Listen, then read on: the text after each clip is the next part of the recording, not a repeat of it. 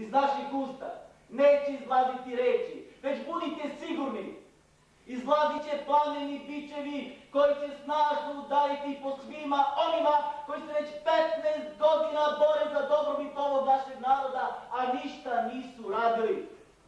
Po svima onima zbog kojih smo, setite se, trpeli bombardovanje, bedu, pljačku, siromaštvo i to i dan danas trpimo.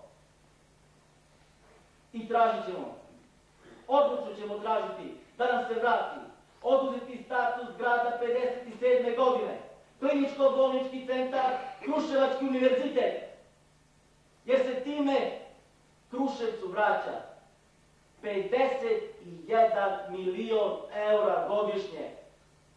Tada će, gospodo, tada ćemo pokazati svim gradovima u Srbiji šta je Kruševac, kako su se složili Kruševljani, kako Kruševljani jedinstveno nastupaju i kako će Kruševljani jedini da ostvare ono što su zacrtali, a onda će svih gradova da pitaju svoje poslanike: a vi, šta ste vi uradili za svoj grad? Tako se postaje prestolnica Srbije.